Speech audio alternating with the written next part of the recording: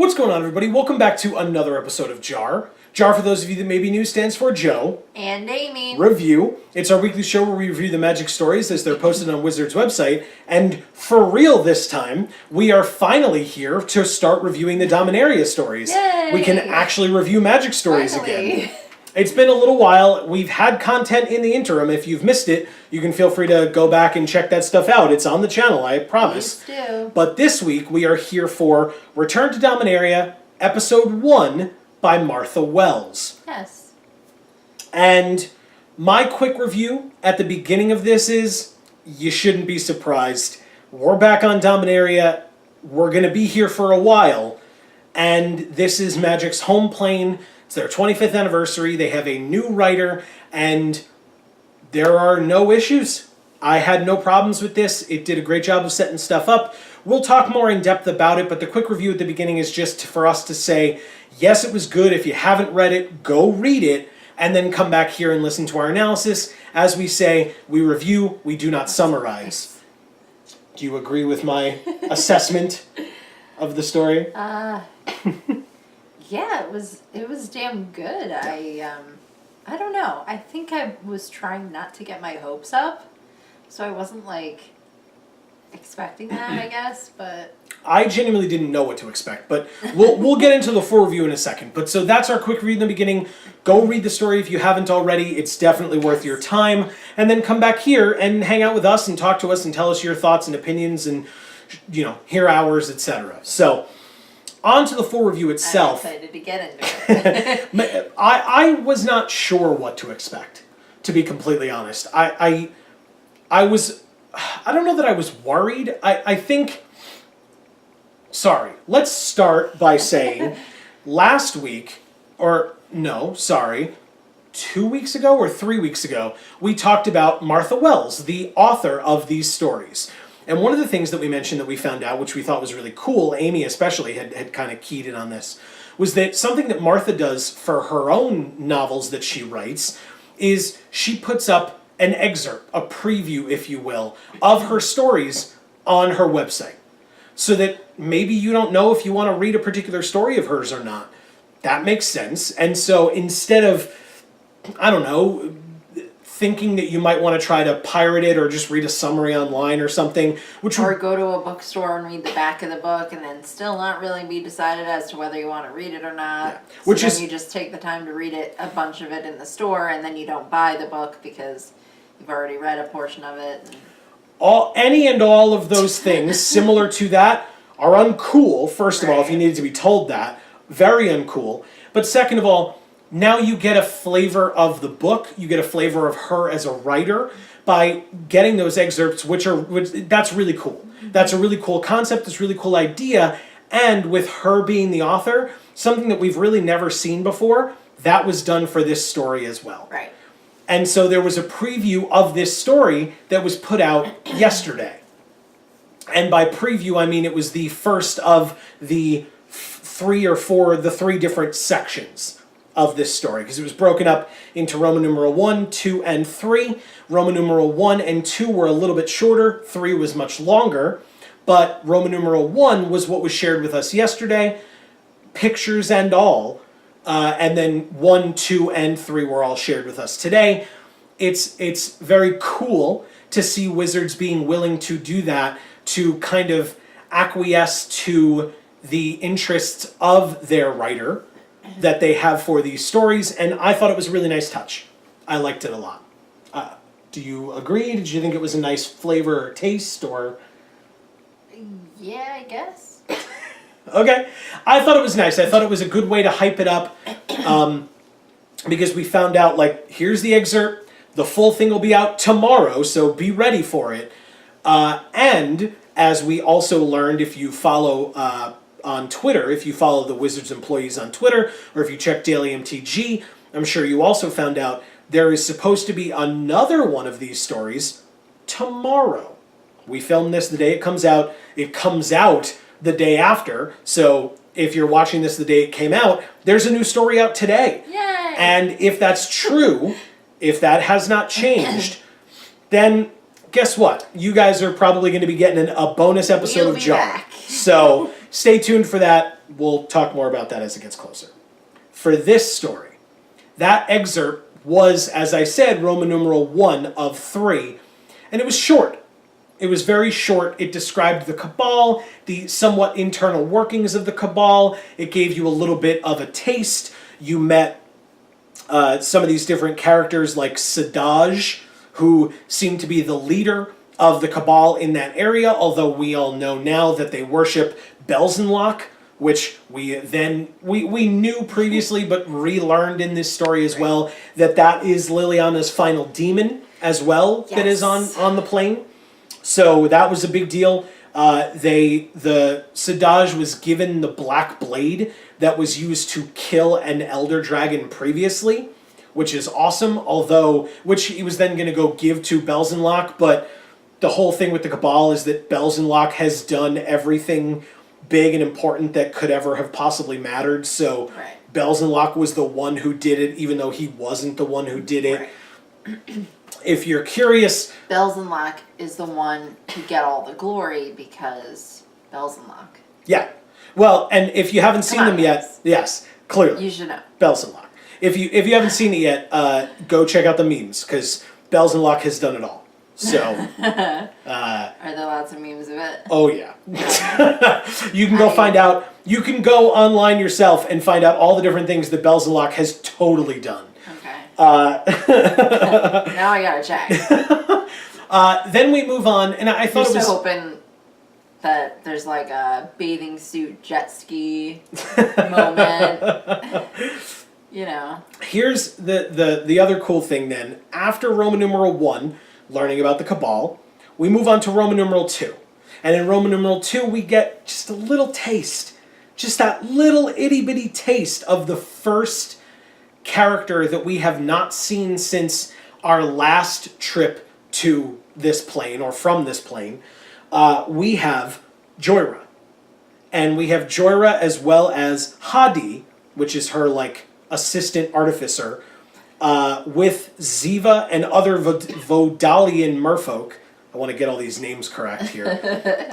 And they are underwater in a submarine type of a ship that is in the shape of a fish, and they are going to pull up the remains, seemingly, of the Weatherlight. So, because as we know, the last time we were here, so to speak, was when Jace planeswalked onto seemingly likely the Weatherlight with Gideon and Jaya, and when he got there, he was on the Weatherlight. So clearly something has happened, but also we know that there were months and months and months of time because... But we don't know exactly how long he was on Ixalan, right. So... And because at this point, seemingly in these stories, we are at the point where Gideon... Well, the rest of the Gatewatch, minus Ajani, technically. But Gideon, Liliana, Nissa, and Chandra, following the fight with Bolas, show up on the plane, and that's the first time they're there. So that would also be the first time that Jace showed up on Ixalan, which means we've got a lot of time to go in these stories still before we get to Jace returning, which is, again, the last time in the stories that we saw Dominaria, because that's when Jace showed back up. So there's a lot... So that's the only point that matters, obviously. Clearly. Belzenlach. Belzenlach did it. He was the one who brought Jace back. Anyway, so we got to see all of that. Now we have that little taste of JaAR getting the Weatherlight, whether that means that will be the Weatherlight resurrected and that's what we see later, or whether it's a new model with old pieces. Who knows? We'll find out soon. And then we move on to Roman numeral 3, which... Hosty remodel. Yeah, which, if you were following along with our Ixalan reviews, this seemed very similar to Ixalan stories, in that, at least towards the end of Ixalan and then Rivals of Ixalan, where it was secondary characters, a little bit in the beginning, and then a lot about Gatewatch / at that time, it was just Jason Veraska. Here it was the 4 Gatewatch members, down to the 3 Gatewatch members, down to the 2 Gatewatch members, and then it was just the 2 of them and their adventures kind of showing up and figuring things out on Vess. But before we get to Vess, I mean, technically that's where they are, but while they're on Vess, the four of them show up. They're beaten, they're bruised, they're bloodied, they are in pain, they are defeated, both mentally and physically, and they kind of aren't super happy with each other. Gideon, surprisingly, playing peacemaker by going, Chandra, and then Chandra yelling about something, and him going, but Nissa, and Nissa yelling about something. And then him going, Liliana. yeah, and then him being like, well, Liliana, that's not really fair. And then all three of the women are arguing, and Gideon's just kind of there, and all of them are like looking to him and saying like, well, what do you think? And It was very reminiscent of my childhood. I Wow. have two sisters. Wow. And it was a frequent occurrence that the three of us would be yelling, and my father would just be randomly interjecting with something we weren't listening to. So. Which means that the Gatewatch is working. They are a family now. Yeah. But just like family, they fight. And Nissa, why don't I let you take this part? Why don't you talk to us about your girl Nissa? I love her. Okay, stop posing. Talk to us about Nissa. What do you think? Well, I mean, it's pretty obvious that her only reason for being in this story was just so that they could explain away why she's not there. Mm-hmm. But she was still pretty badass for that being the only reason she's in this story. I mean, she brought up some valid points. Yeah. You can't argue that. Yeah. So she was upset. She was upset with Jace. She called out Jace thinking that he was afraid and ran away. Yeah. She called out Liliana for bringing them to the plane unnecessarily, because they kind of came to the conclusion, they're like, oh my god, yeah, we totally shouldn't have gone there. And Gideon was like, well, we had to try, but Nissa was like, no, we went to that plane, and Liliana... I completely agreed with that. I was like, yeah, no. Yeah. Yeah, because you made the point when Chandra was like, Johnny was right, we shouldn't have gone. You were like, this is just now when you're figuring I'm like, this you're out? just figuring this out. After the fact. It took that long, yeah. No, it took that long. Well, These people are not children. They're old enough. And they should be smart enough. But, maybe listen to the guy. If he's saying, look, I've fought this dude, and he's a handful, so you probably shouldn't go until you're prepared. Yeah. And then you just go, and then you get your ass kicked, and then you're like, oh, we should have listened. Wow, that super smart guy was right. Yeah. Would have felt. So we had a little bit of...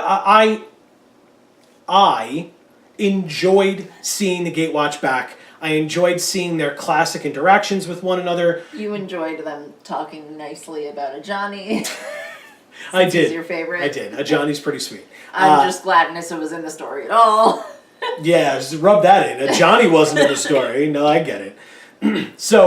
But I appreciated the relationships. I think that this was a drastic change from the last time Nissa really interacted with the other members of the Gatewatch, because... Yeah, at first, when I heard the dialogue, I was like, wait, this is Nissa talking? And then I was like, well, I like what she's saying. Yeah. I like where she's going with this, but I was like, does Martha Wells not necessarily understand what fundamentally makes Nissa Nissa? Like, I don't think that's the issue at all. I don't think so either, okay, because I'm sorry. once you continued on, I was like, okay, no, this makes sense, and I like it. Yes. And hopefully Nissa stays this way, because it's kind of hot. Well, and... Jesus. Well, it was, you know what, it made sense to me. I mean, and obviously to you as well. But the reason it made sense to me was because she just had a color identity change, even if it was only for that short period of time. Like the next time that we see Nissa, she may not be green-blue still. She might be back to mono-green again. Who knows? That was kind of something that Allison had pointed out in one of the supplemental things that she was discussing, was that just because a planeswalker is two colors at one point does not mean that they are always two colors. See interesting. a Johnny or Soren or Sarkin or any of these people who have been multiple colors and then not those multiple colors and then multiple colors again or whatever. Yeah, I didn't necessarily remember her saying that. Yeah, so that's definitely interesting and something to sort of file away in the back of your head. Right, Yeah. right. And so, but it shows her growth and her evolution as a character, which is super important. Especially if the story is Gatewatch-centric. Right. And for all the people out there who are not happy about that fact, I'm sorry, but this was very good. Yeah. You know, I've never been one of those people who's like, oh, down with the Gatewatch. I enjoy the stories, so sorry, I guess. Not really, because I'm not. But... And I like this new Nissa. If she stays like this, I'm all about it. Well, but I can appreciate people's feelings and opinions, but I'm with the kind of the overall understanding of it, where Wizards realized that you couldn't have too many Planeswalker cards, like the same Planeswalker over and over and over and over again, being reprinted, and then you run out of ideas for loyalty abilities. I couldn't think of the right word, but loyalty abilities for the Planeswalkers. You're not going to have to worry about that if you have new ones that keep popping up, or you use the Gatewatch sparingly as opposed to, well, it's a new set, we got to get one of the Gatewatch in there. Right. We got to shoehorn this in. Yeah. So using newer Planeswalkers makes more sense, and now that we are back on a plane with so many to choose from, you know, now we can hopefully get in that direction instead. But after all of that arguing, Nissa calls out Liliana and says, we were only on that plane to help you. You know, when's the next time you want us to sacrifice our lives for you or put ourselves in danger? And Liliana turns around and just kind of deflects it. And Chandra, interestingly enough, is the one who is insightful enough to realize that Liliana's final demon is here. And Chandra's the one who calls that out. She's like, is your final demon here? And Liliana's like, his name is Belzenlock. And that's when Nissa's like, nope, screw you. Yeah. And Gideon's like... This is like, I'm already pissed, and now you just said that, I'm gone. Well, and not only that, but I mean, Liliana had made the point of saying that while succumbing to the pact, she can't kill Bolas. Right. But after the pact, she can. Well, she needs to have a reason to give them as to why they should risk their lives to kill this guy. Especially after they just risked their lives to kill Nicol Bolas, and guess what? They were unsuccessful. And don't forget what I said. I mean, if you have not watched previous episodes, you can't forget it because you never heard it. But I've said this in the past towards the end of Ixalan and Rivals of Ixalan. Jace learned his old abilities and powered up immensely before now coming to Dominaria. Yes. Liliana, if she kills her final demon and ends the pact, could power up immensely. Right. Chandra, when she leaves, after Nissa leaves, says that she is leaving to get stronger.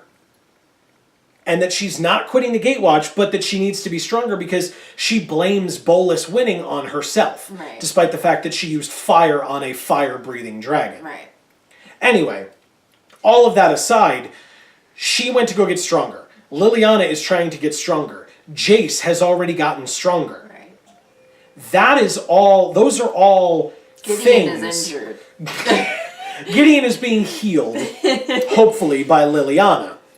But, and some people were pointing out online, this was not me, but somebody correctly pointed out, you know, we saw that black blade that killed an elder dragon at the beginning of this story.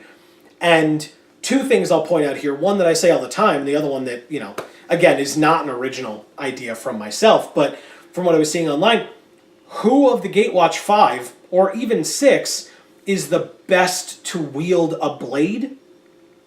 Gideon.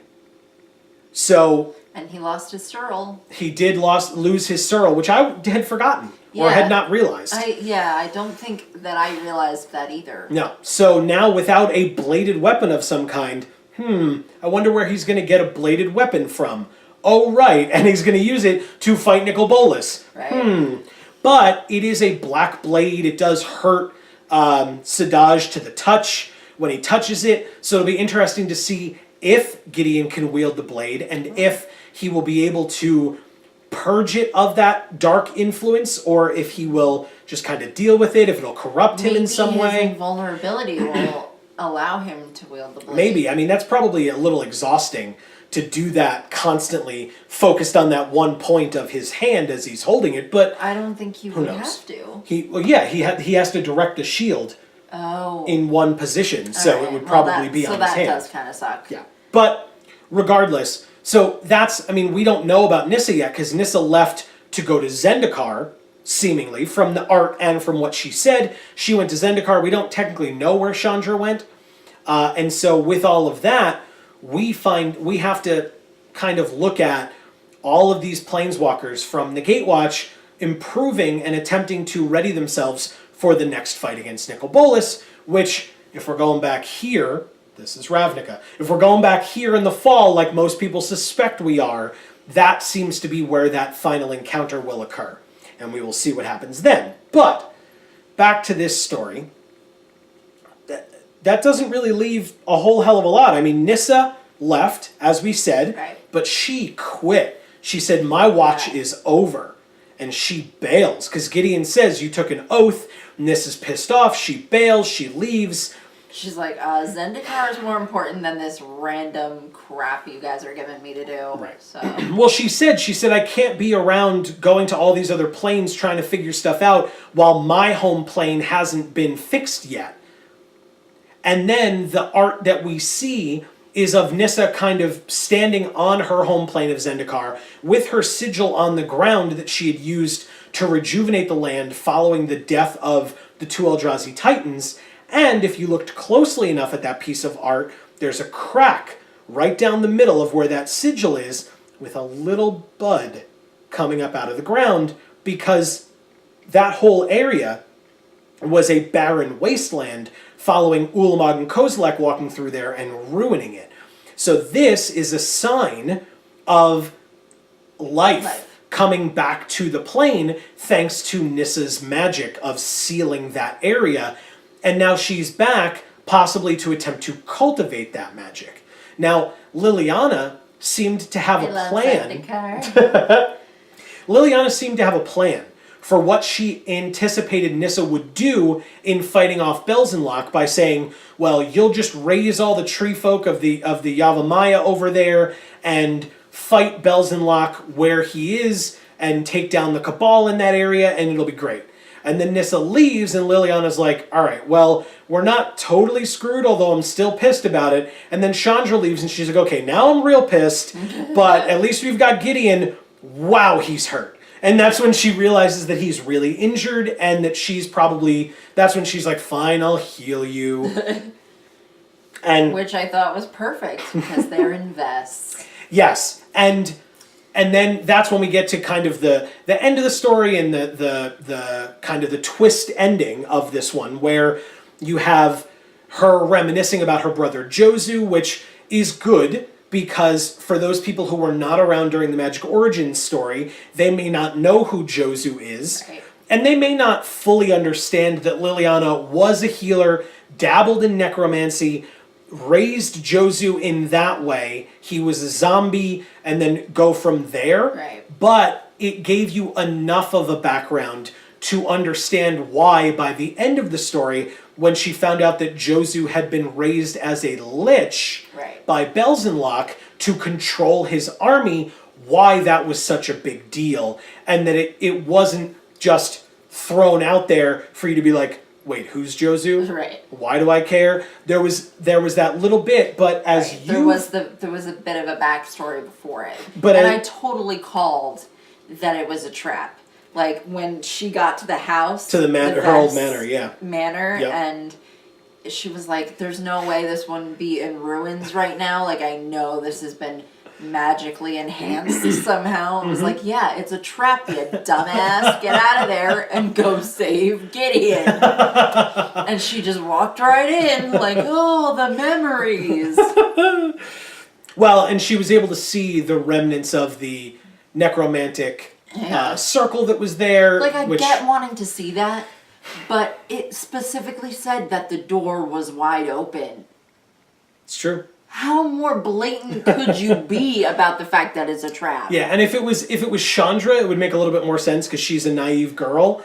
But Liliana is a grown ass woman who should understand better by now. But regardless, she's also somewhat arrogant and maybe had gone back because. And I mean, she was reminiscing, and she was back on her home plane, and she was trying to figure out what happened to her parents, and blah blah blah blah blah. Yep. So like. There were a lot of things to kind of bring her back to that child mindset that she was in that fateful day, you know, that she turned her brother into a zombie. Yeah. So I get it, but at the same time, like, I don't know, maybe I feel like there should have been a little bit more of an explanation as to why she would have just done that. I think I go along with what you were saying, though. I think it's just...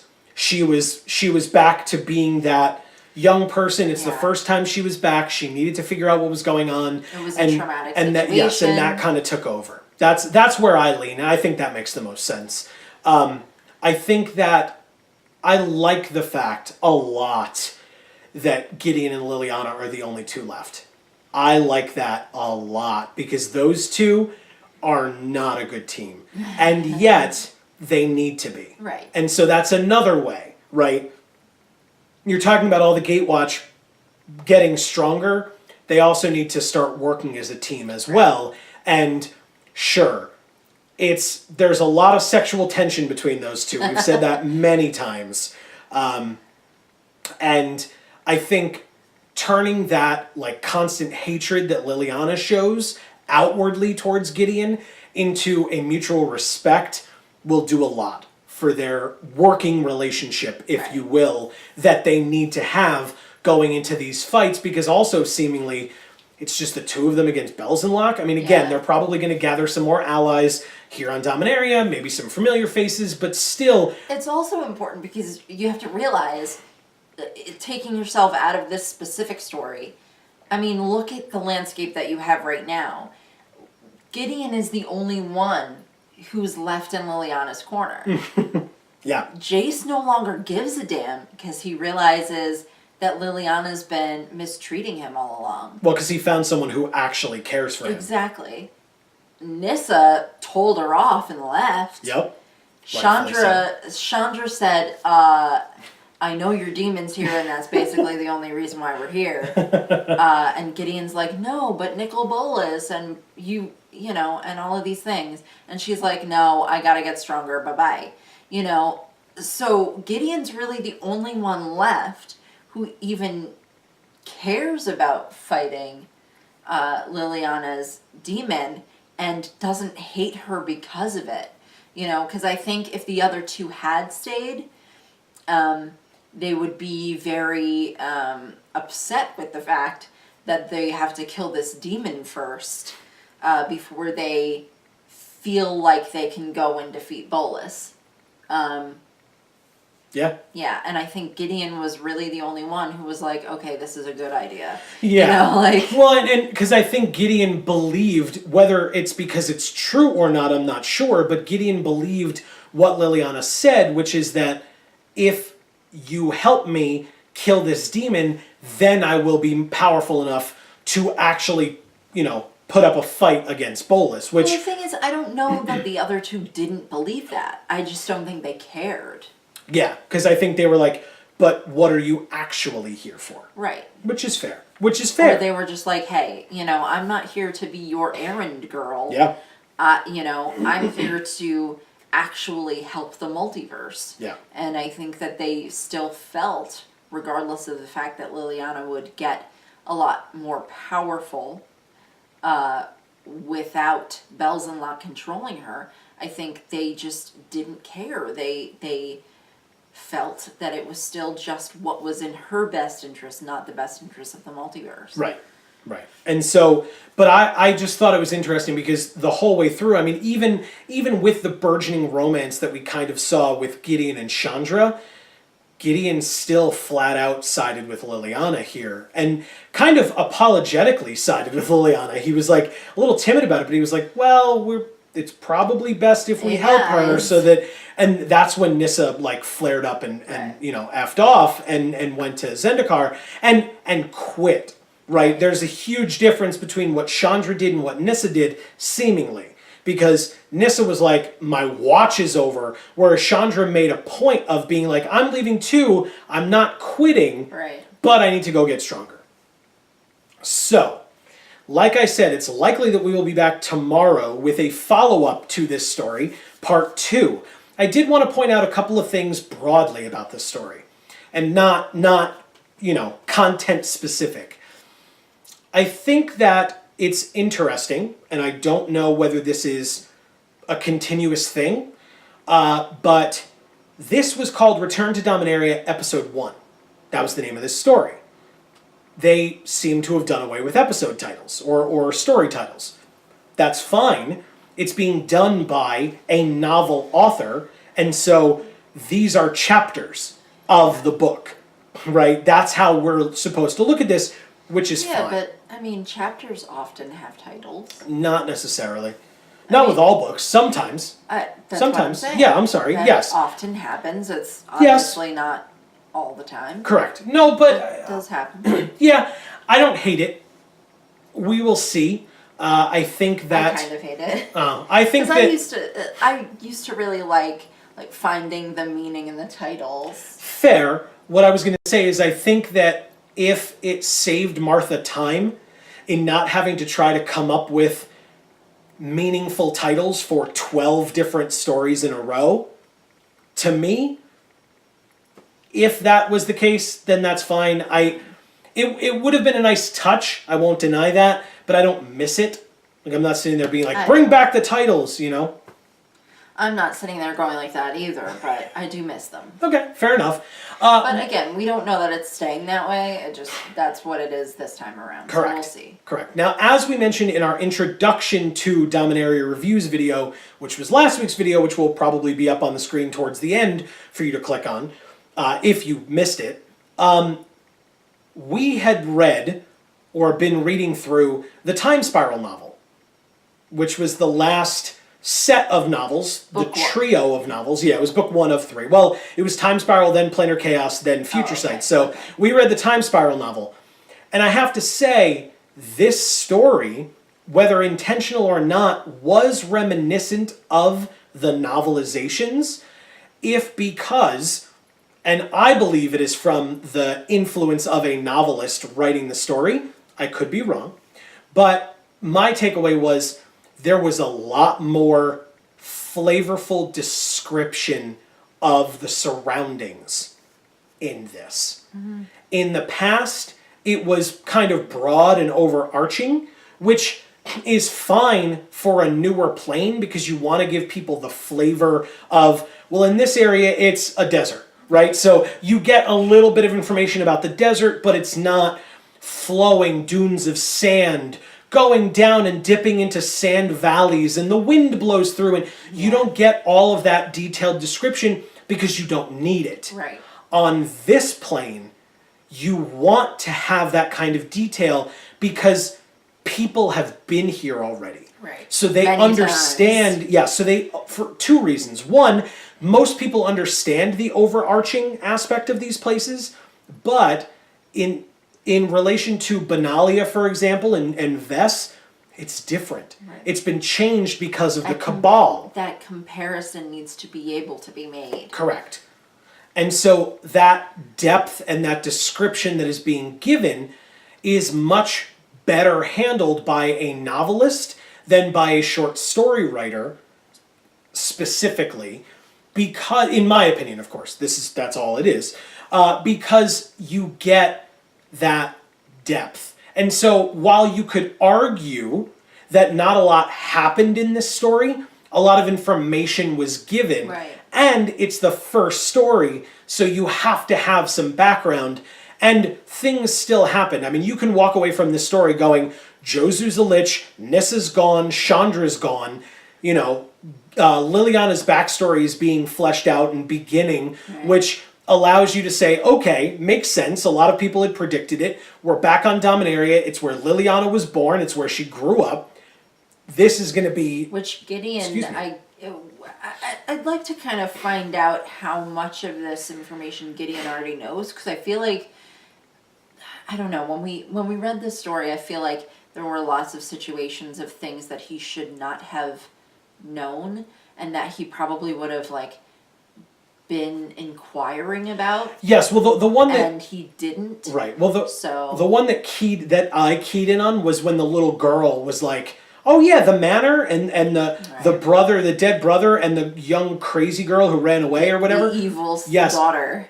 That technically Liliana wasn't mentioned, although because she was saying it to Liliana in front of Gideon, Liliana's like, no, that's not what it was. Like, ignore that, please. They literally said Vess. Like, he knows her last name is Vess, right? I don't know, actually. I don't know whether he does. Like, I don't know. That's a really good question. I don't know. He should know that. I don't know. Maybe Liliana's never... I wouldn't put it past Liliana to have not mentioned her last name. Still. But regardless, so I like the bullet points that could be hit about this story, while also giving the flavorful descriptions that are wanted by people who want it to be much more in-depth and a much more deep dive into what Dominaria is as a plane, how it looks, where they are, the locales, etc. Because I kind of disagree a little bit. Okay, please. I'll let you finish. No. I was just going to say, I mean, I felt like it helped to cater to a lot of different levels of fan. Whether it be Vorthos specifically, a lot of different levels of Vorthos readers, or just even casual readers who might not consider themselves Vorthos, but are nostalgic for a lot of the old cards and stuff. So, I'm sorry, so you disagree, please. I just feel that it fell short of doing what you're saying it's doing. I think that it could have had a lot more in the way of description and characterization with Gideon, finding out more about Liliana and stuff like that. But that's why I'm hoping that the next story, goes there. Yeah, I would almost guarantee, whether it's the next story, I'm not positive, but into the future, yeah, I can almost guarantee that's what's going on. Okay, I mean, there are 12 stories for this, which is a lot. Right. So, there are plenty of opportunities, I suppose. These chapters feel like chapters. Oh, yeah. Oh, yeah. Because they've got that open-endedness that I feel like the old stories didn't really have. I feel like for the most part, the old stories tried to tie off the loose ends at least well enough. Yes. So that it was its own entity short story for each time. And this clearly is not. Well, I was going to say... Which you're right, is probably better for Dominaria, but I don't know that it's better going forward. You know what, though? I would say, I mean, it makes sense. A novelist wants you to not stop at the chapter break. Right. They want you to keep reading. They want you to be enticed to keep reading. And so for it to be open-ended enough to leave those questions is very good. And again, from my perspective, it seems like Martha is able to just go right back in where she left off as a novelist of like, okay, this is the end of the chapter. Let's bring them in. Let's reel them in and make them wanting more, because that's the best way to do it. You want people to keep reading. And honestly, if that's your excerpt, right? If the whole of chapter 1 for this book was released on Martha's website, you'd want to find out what was going on in the rest of that book. Yeah. Yeah. Because you'd want to see if Liliana could confront her brother and who they would get to help them fight Bells and Locken, etc. And because all of that is being said, we will be back seemingly tomorrow with another story. So stay tuned to the channel, please. You will find out when that review comes out. Stay tuned for the story itself. Go read it, enjoy it, and then come to us with your thoughts, opinions, theories, complaints, concerns, etc. As always, you can leave them in the comments below of this video and or the next one. What you have to say about these things. Yes. So We love a nice, insightful paragraph to read after the fact. yes. So let us. It kind of sounds like I'm being sarcastic, but I swear I'm not. Yeah. So, but let us know what you thought. Did you like this new type of story? And I would say give it a chance. Right? It's new. It's the first one of 12. As they stated at the beginning in the little intro to this story, we are going to have a lot more novelists coming in the future, or I should say writers. I don't know that they're specifically novelists, but authors coming in the future to write magic stories beyond Dominaria ones. So what do you think of it? Do you like it better? Do you think it's worse? Do you think it's about the same? Do you not care and you just like the story and so you don't care who writes it? Right. Give us any and all of your thoughts in the comments down below, and about anything that we've said in this video that you agree with, disagree with, whatever. Yeah. This has been another episode of JaAR. I want to thank you guys so much for watching. I really hope that you enjoyed, as we just kicked off our review of the Dominaria stories, as we and you show off our... Hashtag Vorthos Pride. It's only just begun. Thank you guys once again. Like I said, there's going to be a lot more of these episodes. Yes. So please stay tuned. Yes, feel free to subscribe. You'll find out when all the videos come out. You'll be notified, and or follow us on social media. Twitter and Facebook links down in the description box below. I still looked up when you pointed at it. It's right there. Don't you see it? It's a beautiful Thopter. The logo covers the Thopter. Anyway, like I said, thank you guys so much for watching. This has been another episode of JaAR here on Geek for All. I have been Joe. And I'm Amy. And as we always say, guys, in whichever video of ours you watch next, we will see you all next time. Thanks, everybody.